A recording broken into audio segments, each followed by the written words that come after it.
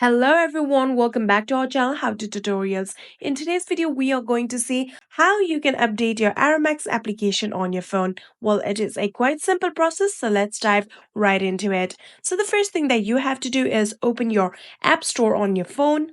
And after opening the App Store, what you're going to do is tap on the search icon right here.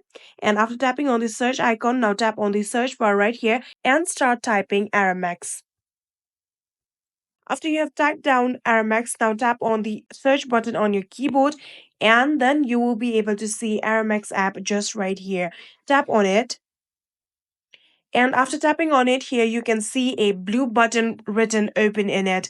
If your Aramex app needs an update, you will be able to see the option of update right here. You can simply just tap on the option update and then your app will start the update process. It will take some time. Then you will be able to see the option of open just like this. Then you will know that your app has successfully been updated. So simply just tap on this open button in order to open the Aramex application on your phone after the update, just like this. You can see Aramex app has been opened in my phone. And that is it. That is how you can update your Aramex application on your phone. I hope this video was helpful to you guys. If it was, please do not forget to hit that subscribe button and like our video. Thank you so much for watching. See you in the next.